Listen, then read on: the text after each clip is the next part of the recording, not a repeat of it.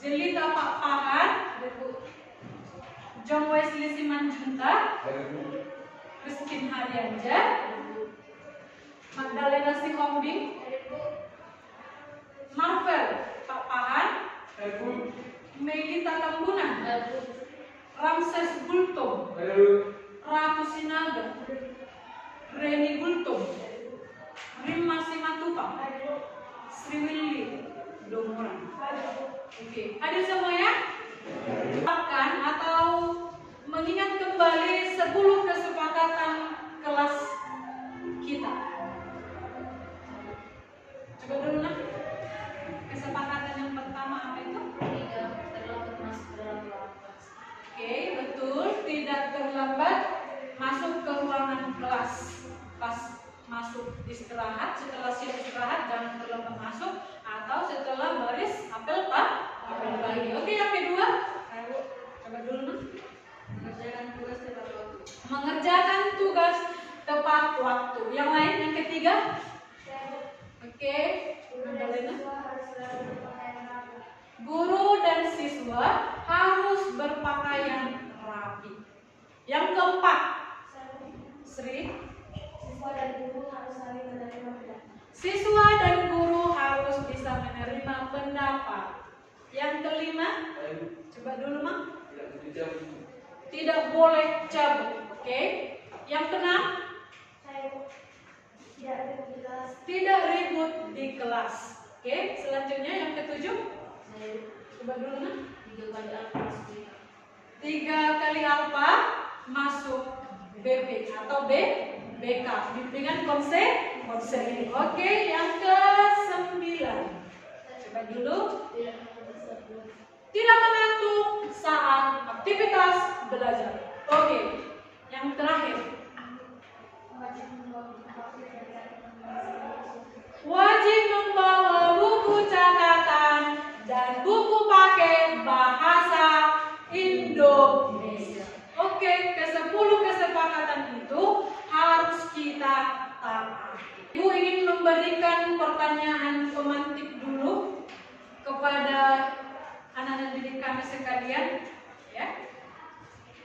Yang pertama itu, pernahkah kamu mengkritik seseorang? Masih ingatkah kamu apa yang dimaksud dengan teks anekdot kan? Masih, Bu. Pelajaran kita minggu lewat masih ingat kamu kan? Masih, Bu. Coba dulu satu orang menyampaikan pendapatnya tentang teks anekdot. Berdiri. Coba dulu anak masih.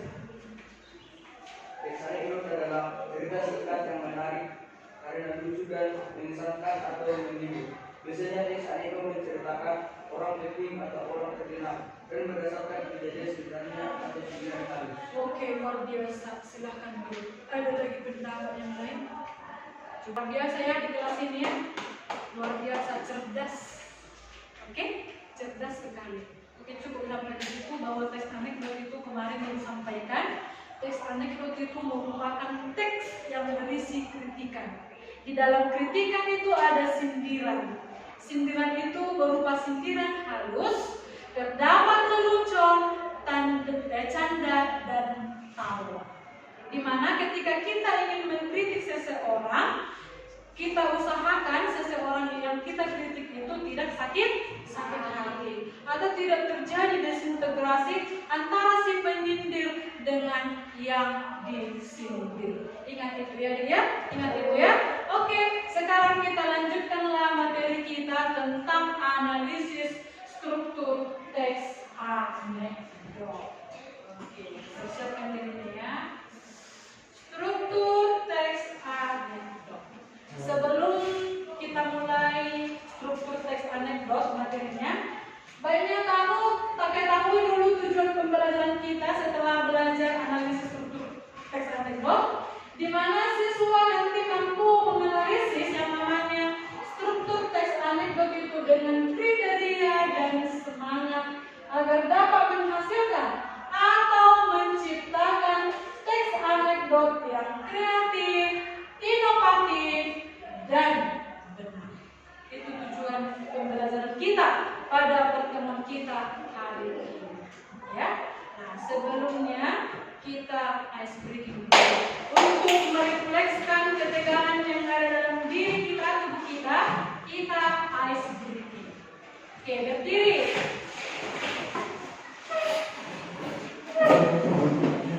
Ikuti ibu ya. Sekali lagi. Semangat ya.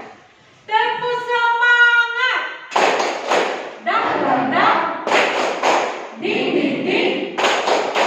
Dung dung dung. Dang ding dung. Set. Aha aha. Aha aha. Aha aha. Semangat. Semangat. Oke, berikan tepuk tangan untuk kita. Kembali. Nah, tapi gue tahu satu orang yang di bawah terang tuh lucu banget. Yaitu penampil selanjutnya. Langsung tepuk tangan saja untuk Akbar. Assalamualaikum warahmatullahi wabarakatuh. Selamat datang buat Unpad. Saya tahu ini pasti dari Unpad. Boleh kaptikan di bawahnya. Oke, dan tepuk tangan juga buat Indonesia yang sudah mengumpulkan sementara emas terbanyak. Dan saya senang sekali Indonesia bisa mengumpulkan emas di SEA Games. Karena apa? Hanya dari SEA Games kita bisa punya banyak emas. Di Freeport area kita sudah tidak kebagian emas.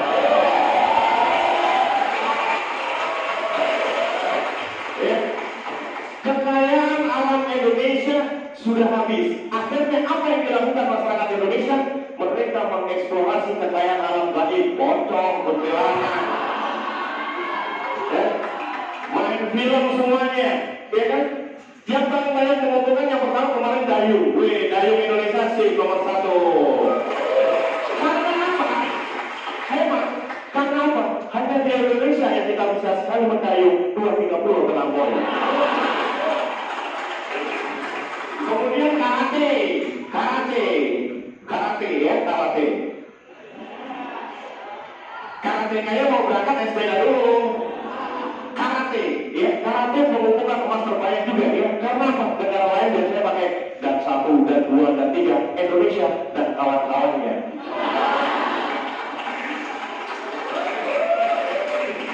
Ya, akhirnya menang. Tapi saya tidak akan membahas mengenai olahraga malam hari ini. Saya akan membahas tentang pencuri uang negara alias koruptor.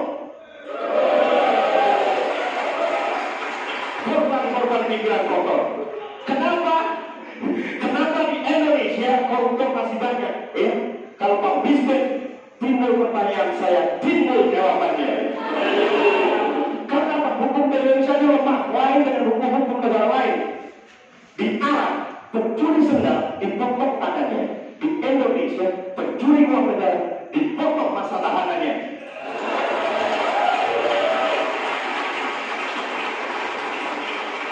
Di China, koruptor digantung kepalanya. Di Indonesia, koruptor digantung kasusnya.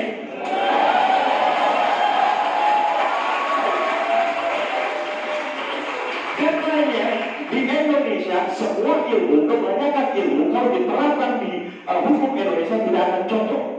Dokter mengatakan sakit itu disebabkan oleh virus, tapi dalam hukum Indonesia hanya gara-gara dipanggil orang bisa tiba-tiba sakit. Pak, Bapak dipanggil KPK, aduh.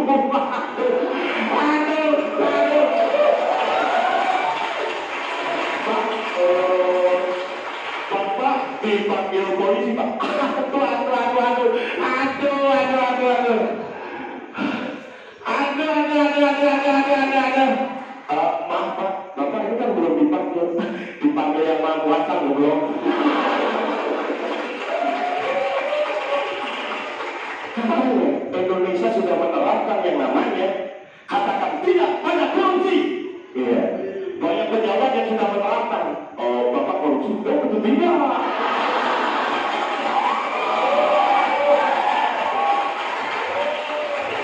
Bapak korupsi? Oh, tidak. Bapak korupsi? Iya, kapan?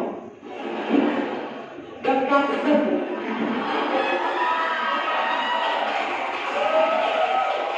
Dan katanya di Indonesia tahanan koruptor bisa keluar masuk penjara. Itu berita bohong. Yang benar adalah dia masuk dulu baru keluar sama balik. Ya. Korupsi ternyata di Indonesia tidak hanya masalah uang dan barang. Di Indonesia saking parahnya waktu juga dikorupsi. Contohnya, saya sebenarnya 6 menit karena saya korupsi ya, saya tutup sampai sekian. Wassalamualaikum warahmatullahi wabarakatuh. Oke, baru saja kita itu, kalau dikatakan itu struktur, berarti bagian-bagian yang ada dalam teks anekdot tersebut. Ya, di dalam buku bahasa Indonesia disampaikan atau ada itu 5 yang namanya struktur teks anekdot. Yang pertama tahap awal atau tahap pengenalan di dalam teks anekdot. Atau dikatakan ini gambaran daripada teks. Gambaran daripada teks. Abstrak ini deh bersifat opsional. Artinya di dalam teks anekdot abstrak itu boleh ada, boleh tidak ada. Ingat ya, dalam teks anekdot abstrak itu boleh ada, boleh tidak ada. Yang kedua, orientasi. Orientasi ini merupakan bagian pengenalan daripada teks. Orientasi ini yang membentuk daripada yang namanya krisis atau komplikasi di dalam teks anekdot. Ya, orientasi, pengenalan. Ketika kita baru masuk ke SMA ini atau kalian masuk ke SMA ini, kalian melaksanakan yang namanya itu orientasi. Orientasi itu berarti pengenalan terhadap lingkungan, ya, lingkungan sekitar. Nah, sama halnya dengan dalam teks anekdot, berarti kita harus mengenal dulu mana tokohnya, mana suasananya, mana tempatnya. Nah, kira-kira seperti itu kalau teks anekdotnya bentuk narasi. Itu maksudnya ya, pengenalan.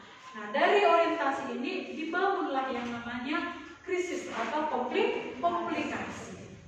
Nah, krisis atau komplikasi itu merupakan struktur teks anekdot yang ketiga. Nah, komplikasi berasal dari kata konflik. Berarti konflik itu masalah. Masalah yang muncul pada teks tersebut. Berarti puncak, disinilah puncak daripada teks anekdot tersebut. Ketika kita tertawa, bisa tertawa, ya, atau berupa sindiran, ada kata-katanya di situ sindiran, itulah puncak atau konflik daripada teks anekdot tersebut. Kalau kita melihat atau membaca sebuah teks anekdot atau menonton lawakan tunggal, kita udah mulai tersinggung atau tersindir. Nah, itulah konflik atau krisis daripada teks anekdot. Bisa dipahami ya? Nah, kemudian yang keempat itu adalah strukturnya resolusi. Kata resolusi itu berasal dari kata solusi. Solusi berarti penyelesaian masalah tadi atau komplikasi tadi. Resolusi, ya, penyelesaian masalah atau konflik tadi. Kemudian yang terakhir itu adalah koda. Koda itu merupakan bagian simpulan atau saran daripada si penulis teks kepada si pembaca atau si pendengar.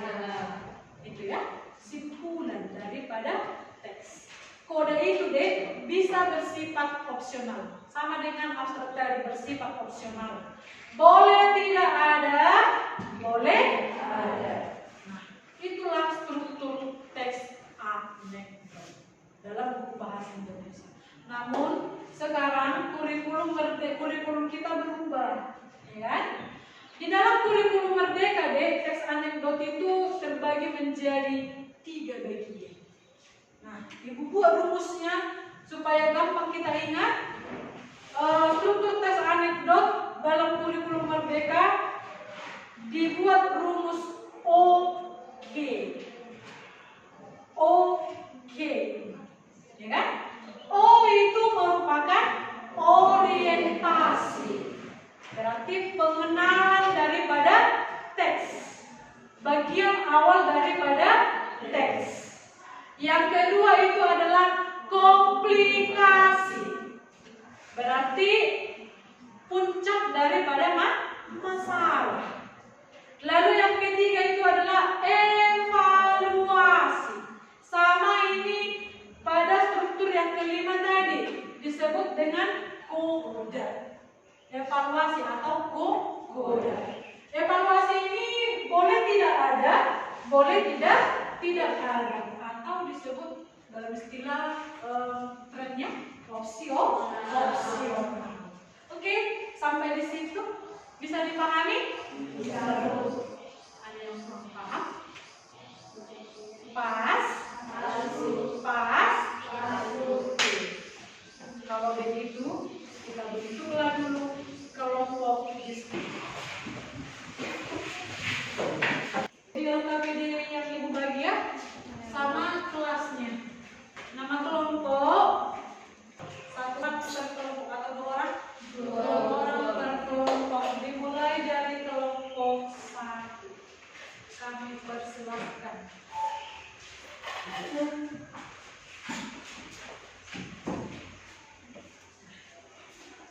Hasil diskusinya dilempetkan di papan tulis ya.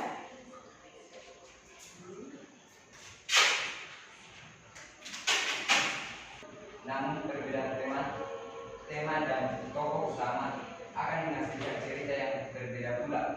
Yang terpenting adalah pesan humor yang disampaikan. Sekian presentasi kami. Terima kasih. Oke,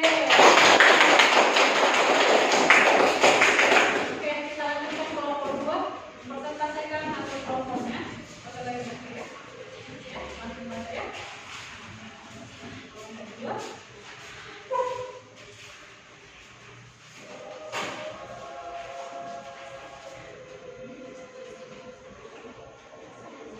Dalam teks pertama, wah, kita sedang berada di tanah abang. Dari Agustus, loh kok bisa tahu sih tanda dan heran karena Kak Agustus itu tidak bisa melihat. Ini tantangan saya dengan Kak Agustus kan. Jelas saja Pak Agustus tidak Agustus memahami. Kalau Mbak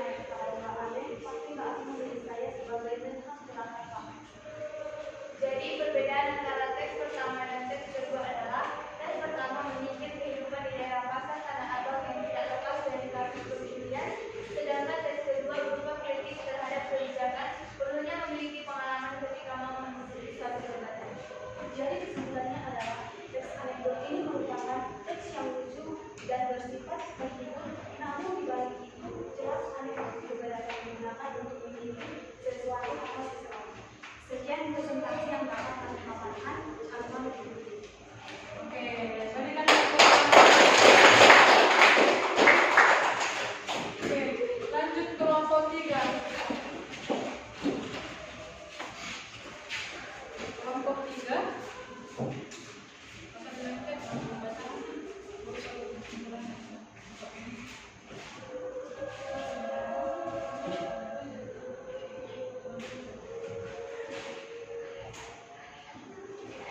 Selamat siang semuanya. Ya. Terima kasih atas kesempatan yang diberikan. Kami akan mempresentasikan hasil diskusi kami yang dibacakan oleh teman saya. Yang pertama,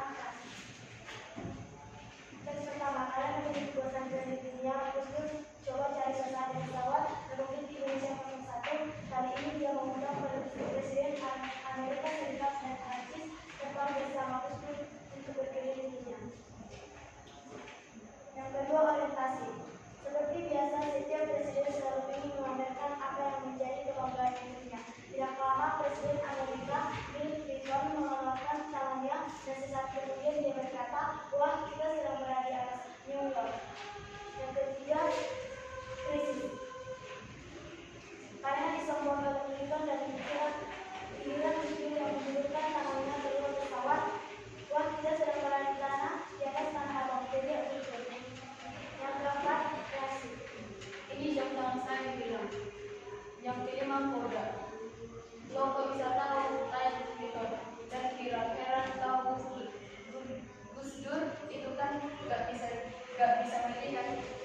Sekian presentasi yang dapat kami sampaikan. Terima kasih.